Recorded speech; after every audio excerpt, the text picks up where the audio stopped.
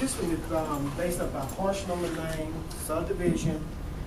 We don't use address and alternate parcel. Alternate parcel, that is the old parcel number system that we used to be under.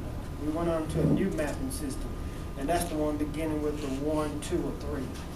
Now, if he give you an old parcel number, you go down here and alternate. But if he come in and give you an address, you can type in the address, and hopefully, if it's in the system good, it'll pull it up. If not, then just like I say, he give you a name of a person, and you type that in, and then it'll come up. What was the last name of the person? Kaul, K-A-U-L.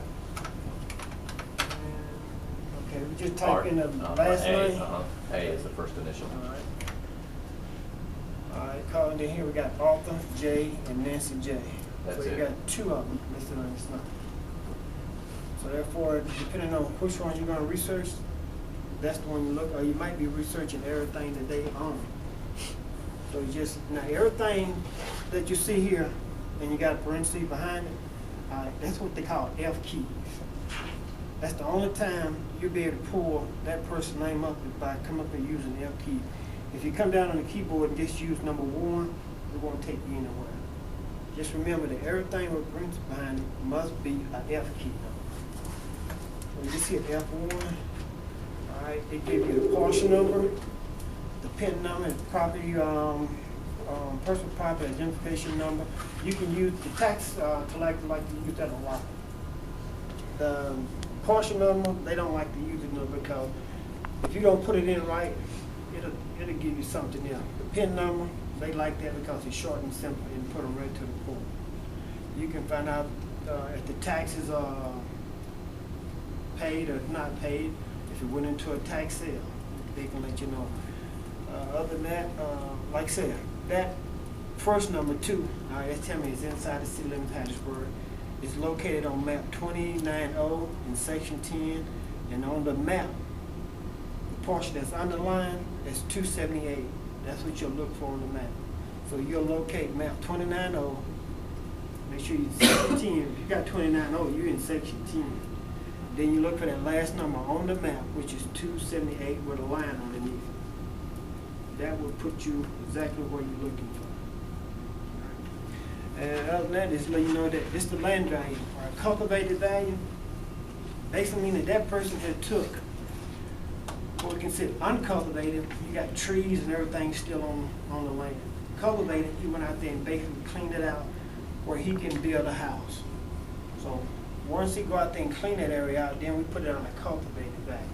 So that's why you see $36,630 for the land is cultivated, and that's the bond value of his house. And we call it improvements, which can be a house, shed, barn, mobile home, that type. Your total value consists of your improvements and your land value. All right, and then right here, you see what a REG, all right, that is dealing with homestead. Anytime you got a number right behind that, that's going to let you know that that person is living there. He or she is filing homestead on it. In this case, it's regular homestead, meaning that if your valuation consists of $75,000 or more, you'll get $300 off your taxes. All right, we take it a step further. Say you become over 65. All right, the state of Mississippi allows a special exemption. The first $75,000 of your valuation is tax exempt. If you become 100% disabled, and I mean 100% disabled, not 99, not 98, you must be 100% disabled by a Social Security office or by a doctor. They declare that you're 100% disabled. And in that price, you could be tax exempt. In this case, their value is $125,000. They won't be tax exempt. It's just the first $75,000 tax exempt. Everything else is taxable. Other than that, notice that the name of the subdivision is located in this column. And you go F, and down here for F4, legal description, addendum, you don't have to worry about that. That's basically a note that the key puncher puts in there for herself to let know the reason why. If they came in and made a change on the structure, she put a little note in there to let them know what took place that day. So she can go back and look. If they come in, say you come in and you say, well,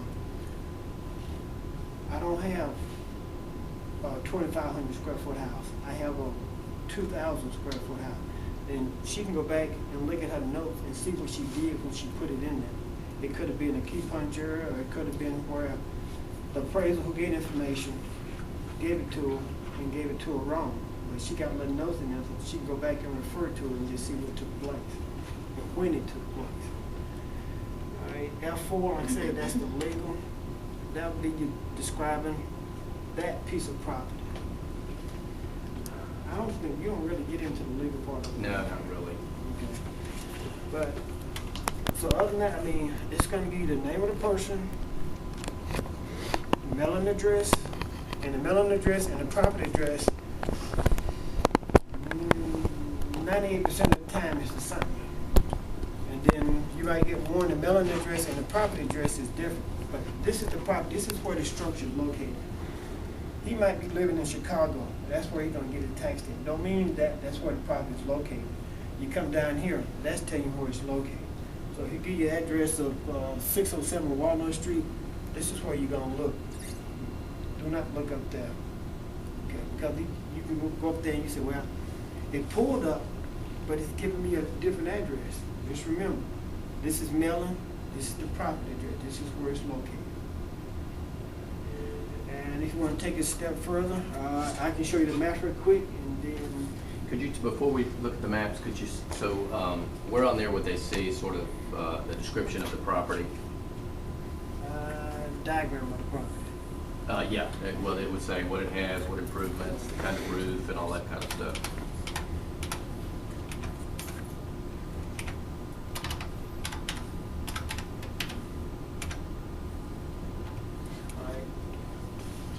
That's another field called the appraisal.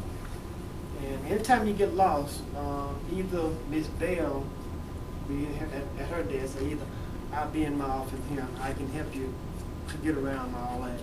But the appraisal is where the actual structure is located. That would be the diagram of the house when the guys went out there. They measured and they drew it up. All right, then from there, all right, the square foot. All right, the heated and cooled. All right, that's where you, that's the area that you are living in, okay? That is 2,478 square feet of heated and cooled area. All right.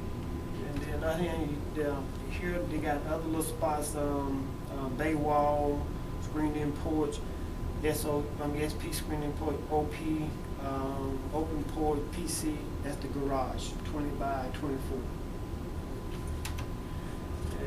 Class as a residential, and all this, I mean, in the appraisal side or inquiry, all that's gonna be available to you. Right now, I'm in the actual editing part of it, where they actually go and key it in.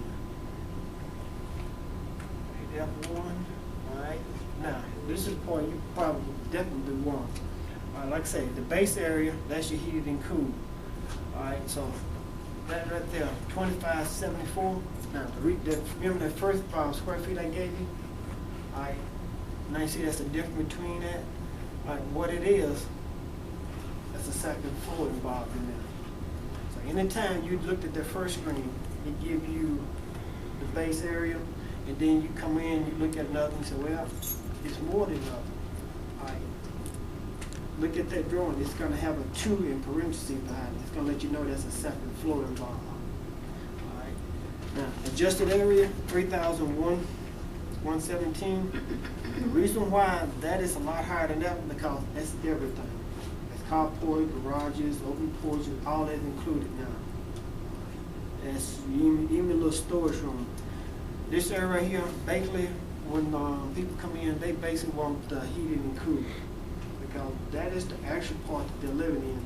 And basically, that's what a contractor bases his construction on, is what you're living in. That's where he's going to charge you $75 a foot, and also depending on where you're living at. It can be $75 a foot, it can be $100 a foot. But the heated and cooled is where you're living at. 31, let's say adjusted, that's everything sitting out there on that land where that structure is sitting.